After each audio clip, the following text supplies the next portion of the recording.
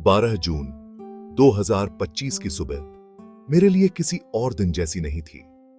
अहमदाबाद के सरदार वल्लभ भाई Patel international airport पर हवा में वही पुरानी आवाजें थीं। ट्रॉली बैग्स का लुढ़कना, फ्लाइट्स की दबी हुई अनाउंसमेंट और बातचीत का धीमा शोर। लेकिन मेरे लिए यह एक ख्वाब के उड़ान भरने की आवाज थी। मैं कनाडा के लिए निकल रहा था, एक ऐसा अवसर वाला देश जिसे मैंने सिर्फ तस्वीरों में देखा था और कहानियों में सुना था। मेरे माता पिता मेरे बगल में खड़े थे। उनके चेहरों पर गर्व और एक गहरी अनकही उदासी का मिला जुला भाव था। मेरी मां मेरे शर्ट का कॉलर बार बार ठीक कर रही थीं। उनके हाथ हल्के से कांप रहे थे, मानो मुझे कुछ और पल रोकने की कोशिश कर रही हूं। मेरे पिता, जो आमतौर पर कम बोलने वाले आदमी थे, ठंडे मौसम और सही समय पर खाने के बारे में सलाह दे रहे थे। मैंने उन्हें देखा और मेरा दिल भारी हो गया। मैं 24 साल का था, अपना जीवन बनाने के लिए तैयार एक बड़ा आदमी। फिर भी उनकी आंखों में मैं अब भी उनका छोटा बच्चा था। मैंने अपने पिता के माथे पर चिंता की लकीरें और अपनी मां की आंखों में अनकहे आंसू चमकते हुए देखे। मैं उन्हें बताना चाहता था कि चिंता न करें, मैं ठीक रहूंगा, मैं उन्हें हर दिन फोन करूंगा। मैं उनसे वादा करना चाहता था कि उनकी कुर्बानियां बेकार नहीं जाएंगी। इसके बजाय मैं बस एक छोटी सी मुस्कान दे पाया। एयरपोर्ट बदलावों की दुनिया थी, हेलो और अलविदा कहने की जगह।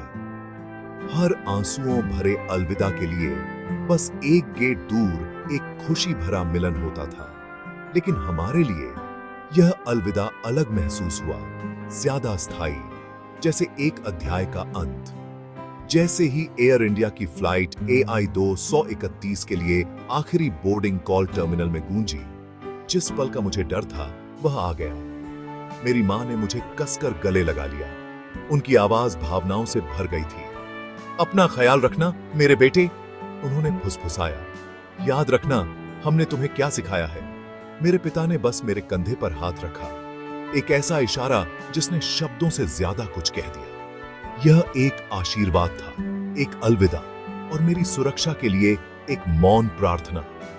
मैं मुड़ा और सिक्योरिटी गेट की ओर चला गया। पीछे मुड़कर देखने की हिम्मत नहीं की, क्योंकि मुझे पता था कि अगर मैंने ऐसा किया तो मैं शायद जा नहीं पाऊंगा। मैंने अपना बोर्डिंग पास पकड़ा, जो मेरे भविष्य का टिकट था। लेकिन मेरा दिमाग मेरे अतीत की यादों से भरा हुआ था, मेरे बचपन की, मेरे घर की और उन दो लोगों की जो मेरी पूरी दुनिया थे। डिपार्चर लाउंज के अंदर मुझे टैरमैक को देखने वाली बड़ी खिड़की के पास एक सीट मिली। मैंने ग्राउंड क्रू को उस शानदार विमान के आसपास भागते हुए देखा जो मुझे समुद्रों के पार ले जाएगा। यह आधुनिक तकनीक का प्रतीक था, एक सुरक्षित और तेज यात्रा का वादा। मैंने अपने माता पिता को एक आखिरी टेक्स्ट भेजा, अब बोर्डिंग कर रहा हूं, चिंता मत करना, मैं आप दोनों से प्यार करता हूं। मैंने 2 डॉट्स देखे, जिनका मतलब था कि वे जवाब टाइप कर रहे थे, लेकिन मुझे अपना फोन एयरप्लेन मोड पर स्विच करना पड़ा। मैं अपनी सीट पर वापस बैठ गया। चिंता के बावजूद अंततः एक उत्साह की भावना अंदर भर गई। यह वही था, मेरे नए जीवन की शुरुआत। आसमान साफ था और सूरज उग रहा था, क्षितिज को नारंगी और सुनहरे रंगों में रंग रहा था। यह उड़ान भरने के लिए एक परफेक्ट दिन था। फ्लाइट AI-2 में माहौल शांत उम्मीदों से भरा था। केबिन हर तरह के लोगों से भरा था। हर कोई अपनी कहानियां और सपने लिए हुए था। मेरे जैसे छात्र थे, हमारी आंखों में महत्वाकांक्षा की चमक थी। छुट्टियां मनाने जा रहे परिवार थे, उनके बच्चे उत्साह से बातें कर रहे थे। और वृद्ध दंपत्ति थे जो अपने विदेश में बसे बच्चों के पास लौट रहे थे। मैंने चारों ओर देखा और अपने साथी यात्रियों के चेहरों में अपनी खुद की उम्मीदों का प्रतिबिंब देखा। एयर होस्टेस गलियारे में खूबसूरती से घूम रही थीं। उनकी मुस्कानें आश्वस्त करने वाली थीं जब वे सेफ्टी डेमोन्स्ट्रेशन कर रही थीं। कप्तान की आवाज इंटरकॉम पर आई, शांत और आत्मविश्वास से भरी थी। हमारी उड़ान के रास्ते की घोषणा कर रही थी और सभी को एक सुखद यात्रा की शुभकामनाएं दे रही थी। यह सब इतना सामान्य, इतना रूटीन था, जैसे ही शक्तिशाली इंजन दहाड़ के साथ चालू हुए, विमान ने धीरे धीरे रनवे की ओर टैक्सी करना शुरू किया। मैंने अपना चेहरा खिड़की के ठंडे शीशे से सटा दिया, एयरपोर्ट की इमारतों को दूर होते हुए देखा। मैंने अपने दोस्तों के बारे में सोचा जो मुझे पिछले दिन छोड़ने आए थे, संपर्क में रहने के वादे और वह जीवन जिसे मैं पीछे छोड़ रहा था। क्या मैं सही फैसला ले रहा था? एक पल के लिए संदेह की एक लहर मुझ पर छा गई, लेकिन फिर मुझे वह छात्र ऋण याद आया जिसे मुझे चुकाना था और अपने माता पिता को आरामदायक जीवन देने का सपना। यह यात्रा सिर्फ मेरे लिए नहीं थी, यह उनके लिए थी। मैंने गहरी सांस ली। विमान के हर फुट आगे बढ़ने के साथ मेरा संकल्प मजबूत होता गया। विमान रनवे के सिरे पर रुका। एक पल की खामोशी, फिर तेजी से बढ़ने की जबरदस्त लहर, फिर एक जबरदस्त दहाड़ के साथ यह डामर की पट्टी पर तेजी से दौड़ा। मैंने एक हल्का बल महसूस किया जिसने मुझे अपनी सीट पर पीछे धकेला, क्योंकि जमीन हमारे नीचे से दूर होती जा रही थी। मैंने देखा कि मेरा शहर अहमदाबाद घरों, सड़कों और नदियों का एक छोटा नक्शा बन गया। जिस दुनिया को मैं इतनी अच्छी तरह जानता था, वह अब बस नीचे एक पैटर्न थी। यह एहसास अवास्तविक था, उत्साह और एक अजीब अलगाव की भावना का मिश्रण। मैं अब जमीन पर नहीं था, मैं आसमान में था, अपने अतीत और अपने भविष्य के बीच लटका हुआ था। सीट बेल्ट का साइन बंद हो गया और केबिन में सामान्यता की भावना लौट आई। यात्री लंबी उड़ान के लिए बसने लगे। कुछ ने किताबें निकाली, दूसरों ने हेडफोन लगाए और कुछ ने सोने के लिए पीछे झुक गए। मैंने एक फिल्म देखने का फैसला किया, अपने घबराहट को शांत करने के लिए एक व्याकुलता। मैंने अपने सामने स्क्रीन पर विकल्पों को स्क्रॉल किया, लेकिन मेरा मन भटकता रहा। मैंने सोचा कि कनाडा में उतरने के बाद मैं पहली चीज क्या करूंगा। मैं अपने माता पिता को फोन करूंगा। मैं उन्हें बताऊंगा कि मैं सुरक्षित पहुंच गया हूं। मैंने उनके राहत भरे चेहरों की कल्पना की और खुद मुस्कुराया। विमान तेजी से चढ़ा, बादलों को चीरते हुए ऊपर के शानदार अंतहीन नीले आसमान में। सब कुछ परफेक्ट लग रहा था। यात्रा अभी शुरू हुई थी और मंजिल पहुंच के भीतर लग रही थी। पहली निशानी की कुछ गलत था। एक अचानक जोरदार झटका था। यह वह जानी पहचानी टर्बुलेंस नहीं थी जो खराब हवा में उड़ते समय महसूस होती है। यह तेज और अस्वाभाविक थी। मेरी स्क्रीन पर फिल्म झिलमिलाकर बंद हो गई।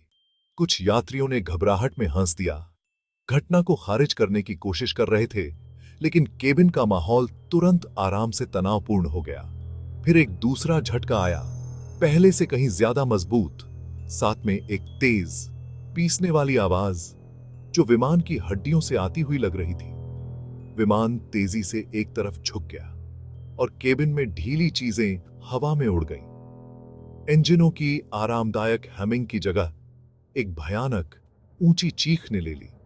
घबराहट फैल गई। कप्तान की आवाज अब तनावपूर्ण और जरूरी इंटरकॉम पर कर्कश स्वर में आई।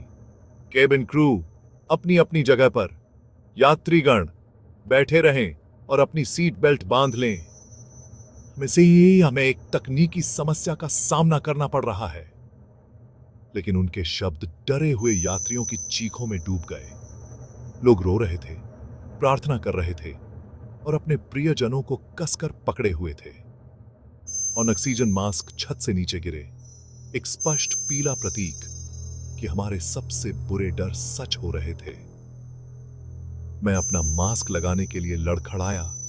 मेरे हाथ अनियंत्रित रूप से कांप रहे थे। मैंने खिड़की से बाहर देखा और कुछ ऐसा देखा जो मुझे हमेशा सताएगा। एक इंजन से धुआं निकल रहा था। विमान अब चरहच नहीं रहा था, वह गिर रहा था। उन भयावह अंतिम क्षणों में समय खिंचता और विकृत होता प्रतीत हुआ। मेरा पूरा जीवन मेरी आंखों के सामने चमक गया, फिल्मों की तरह नहीं, बल्कि सरल अनमोल छवियों की एक श्रृंखला के रूप में। मैंने अपनी मां की मुस्कान देखी, मेरे पिता की गर्व भरी नजर, धूल भरा खेल का मैदान जहां मैं बचपन में क्रिकेट खेलता था और मेरे पसंदीदा घर के बने खाने का स्वाद। कनाडा में भविष्य के मेरे सभी सपने, सफलता और एक नए जीवन के एक पल में वाष्पित हो गए। मैं बस जमीन पर वापस जाना चाहता था, अपने घर की सुरक्षा में, अपने माता पिता के साथ। मैंने उस टेक्स्ट मैसेज के बारे में सोचा जो मैंने उन्हें भेजा था, मैं तुम दोनों से प्यार करता हूं। मुझे उम्मीद थी कि वे जानते होंगे कि मेरा मतलब कितना था। यह मेरा आखिरी अलविदा था और मुझे पता भी नहीं था, गिरना भयानक रूप से तेज था। जमीन, जो कुछ मिनट पहले एक दूर का नक्शा थी, अब भयानक गति से हमसे मिलने के लिए तेज हो रही थी। केबिन के अंदर की चीखें एक स्तब्ध, भयभीत चुप्पी में बदल गईं, मानो सभी ने अपना भाग्य स्वीकार कर लिया हो। मैंने अपनी आंखें बंद कर लीं। मैं प्रभाव देखना नहीं चाहता था। मैंने एक मौन प्रार्थना की, अपने लिए नहीं, बल्कि अपने माता पिता के लिए। मैंने उनके लिए शक्ति पाने की प्रार्थना की। मैंने उनके दर्द के बारे में सोचा, और यह मेरे अपने डर से ज्यादा दर्दनाक था। पीसने वाली आवाज तेज होती गई, कंपन और तेज होता गया, जब तक कि सब कुछ एक बहरा कर देने वाली दहाड़ और एक चकाचौंध कर देने वाली सफेद रोशनी में समा नहीं गया। फिर केवल अंधेरा था और चुप्पी।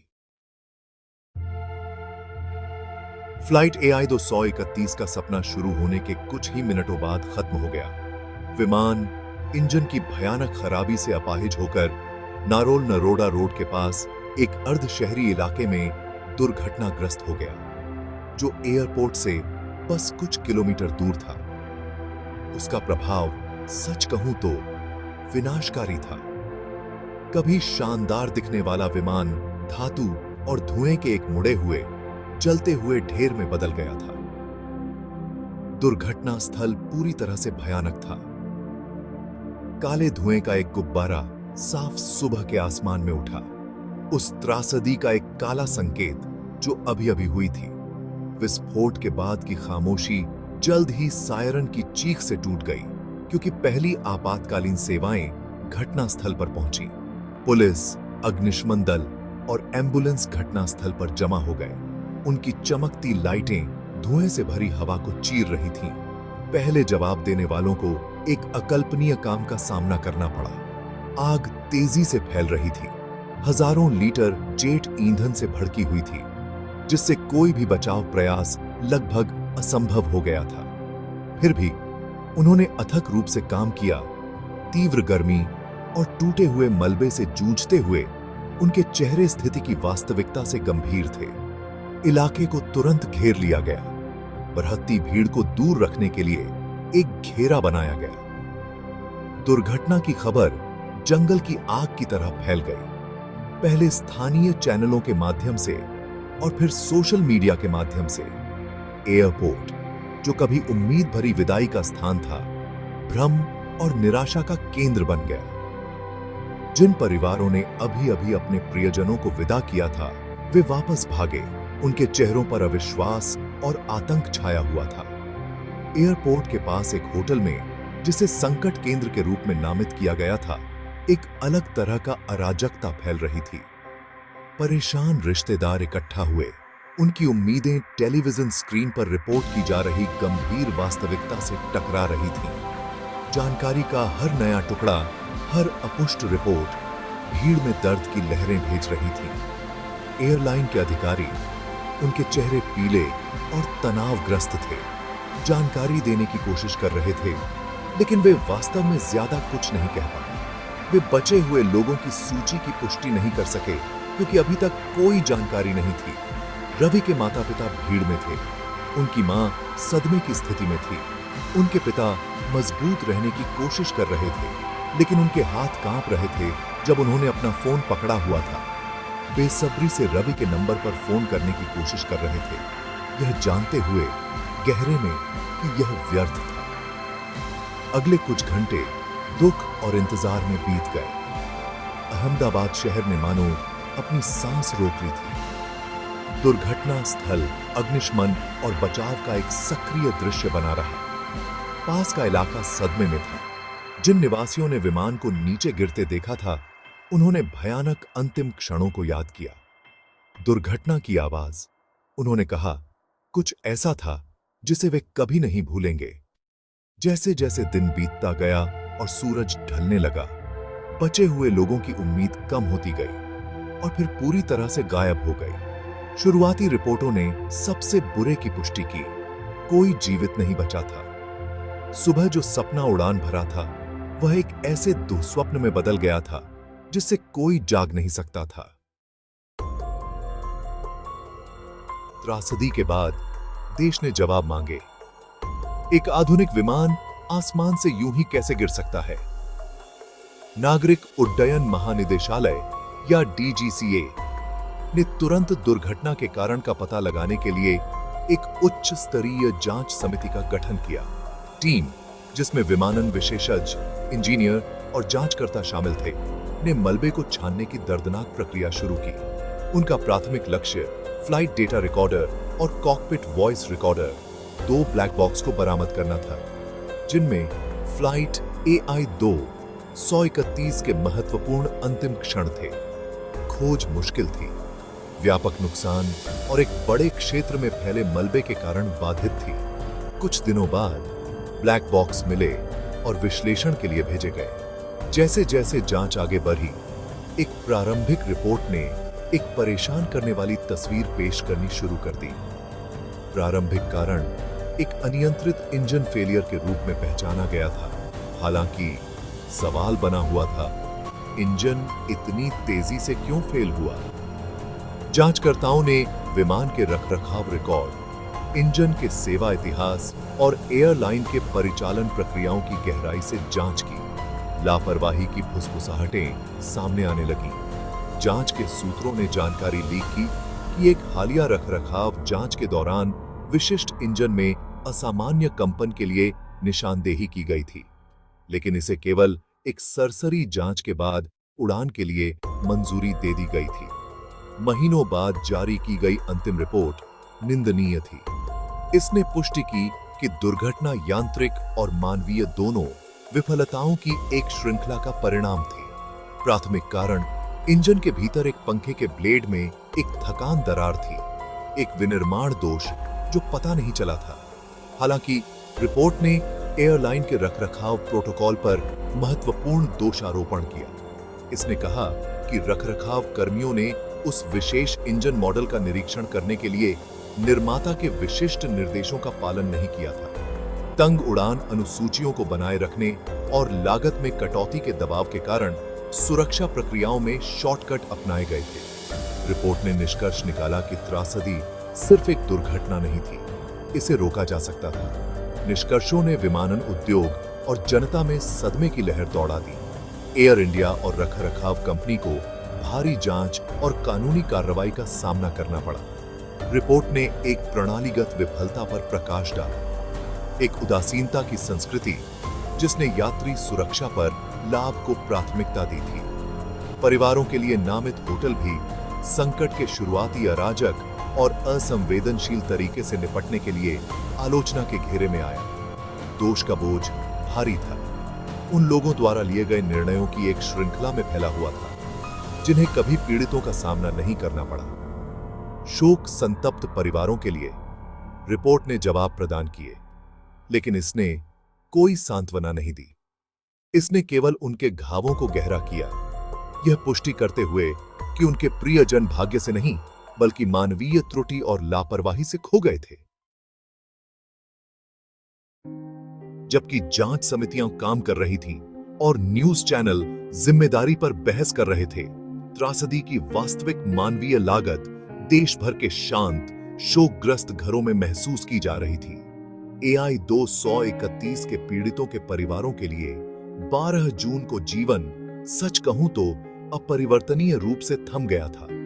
हर परिवार ने एक प्रियजन को खोया था, लेकिन उन्होंने अपने भविष्य, अपनी उम्मीदें और अपनी आत्मा का एक टुकड़ा भी खो दिया था। दुर्घटना ने एक ऐसा शून्य बना दिया था जिसे कभी भरा नहीं जा सकता था। शुरुआती सदमे ने एक गहरे, कुतरने वाले दुख को जन्म दिया जो एक निरंतर साथी बन गया। मुस्कुराते चेहरों की तस्वीरें खोए हुए की दर्दनाक यादें बन गईं। खाली कमरे अनुपस्थिति की खामोशी से गूंजते थे। रवि के माता-पिता इस कभी न खत्म होने वाले दुख की एक तस्वीर थे। उनका छोटा घर जो कभी उनके इकलौते बेटे की हंसी और ऊर्जा से भरा था, एक शांत, उजाड़ जगह बन गया। उनकी मां अक्सर घंटों उनके कमरे में बैठी रहती थी, उनके कपड़े पकड़े हुए, उनकी गंध ढूंढने की कोशिश करती थी। उनके छोड़े हुए किताबों पर उनके आंसू चुपचाप गिरते रहते थे। उनके पिता, जो हमेशा परिवार के मजबूत स्तंभ रहे थे, कुछ ही हफ्तों में 10 साल बूढ़े हो गए लगते थे। वे दीवार को सूना निहारते बैठे रहते थे। उनके अनकहे दुख का बोझ उन्हें नीचे खींच रहा था। उन्होंने अपनी पूरी जीवन की बचत और अपनी सारी उम्मीदें अपने बेटे के भविष्य में लगा दी थीं। अब वह भविष्य, खैर, बस राख और मुड़ी हुई धातु का ढेर था। यात्रियों के सपने उतने ही विविध थे जितने वे थे। एक युवा दंपत्ति था जिसने अभी-अभी शादी की थी और अपने हनीमून पर जा रहे थे। उनका नया जीवन दुखद रूप से छोटा हो गया। एक सॉफ्टवेयर इंजीनियर था जो अपने वृद्ध माता-पिता से मिलने के बाद कनाडा में अपने परिवार के पास लौट रहा था। 2 छोटे बच्चों को पीछे छोड़ गया था जो अब बिना पिता के बड़े होंगे। एक वृद्ध महिला थी जिसने भारत में अपनी संपत्ति बेच दी थी ताकि वह अपने पोते पोतियों के साथ रह सके। परिवार के साथ रहने की उसकी अंतिम इच्छा अधूरी रह गई। उस फ्लाइट की हर सीट पर एक कहानी थी, कनेक्शन, सपनों और जिम्मेदारियों का एक ब्रह्मांड जो कुछ ही मिनटों में बुझ गया। एयरलाइन द्वारा दिया गया मुआवजा उनके दर्द का अपमान जैसा लगा। कोई भी राशि एक बच्चे, एक पति या पत्नी या एक माता पिता को वापस नहीं ला सकती थी। परिवारों को एक दूसरे की संगति में थोड़ी सांत्वना मिली।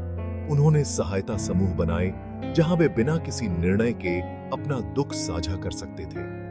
वे एक साझा त्रासदी से बंधे हुए थे, एक ऐसा क्लब जिसमें कोई कभी शामिल नहीं होना चाहता। उन्होंने अपने सामूहिक दुख में शक्ति पाई, न्याय के लिए लड़ते हुए और सख्त सुरक्षा नियमों की मांग करते हुए, ताकि किसी और परिवार को वह सब न सहना पड़े जो वे सह रहे थे। उनका व्यक्तिगत दुख जवाबदेही के लिए एक सार्वजनिक धर्म युद्ध में बदल गया। AI-231 की दुर्घटना सिर्फ एक स्थानीय त्रासदी नहीं थी, यह एक राष्ट्रीय सदमा बन गई। यह कहानी हफ्तों तक सुर्खियों में छाई रही और मलबे की तस्वीरें देश की सामूहिक स्मृति में अंकित हो गईं। सोशल मीडिया पर दुख और गुस्सा साफ दिखाई दे रहा था। #Justice for AI-231 कई दिनों तक ट्रेंड करता रहा। दुनिया भर के नागरिक अपनी संवेदनाएं व्यक्त कर रहे थे और जवाबदेही की मांग कर रहे थे। कई शहरों में कैंडल लाइट विजिल आयोजित किए गए, उन जीवन के लिए एक मौन श्रद्धांजलि जो इतनी संवेदनहीनता से खो गए थे। दुर्घटना ने विमानन सुरक्षा, कॉर्पोरेट जिम्मेदारी और हवाई यात्रा जैसे उच्च दाम वाले उद्योग में लागत में कटौती की वास्तविक कीमत पर एक राष्ट्रव्यापी बहस छेड़ दी। इस सार्वजनिक आक्रोश ने सरकार और नियामक निकायों पर जबरदस्त दबाव डाला। विमानन क्षेत्र में व्यापक सुधारों का वादा किया गया। एयरलाइंस को अपनी रखरखाव प्रक्रियाओं की कड़े समीक्षा करने का आदेश दिया गया। इंजन निरीक्षण और स्टाफ प्रशिक्षण के लिए नए सख्त दिशा निर्देश जारी किए गए।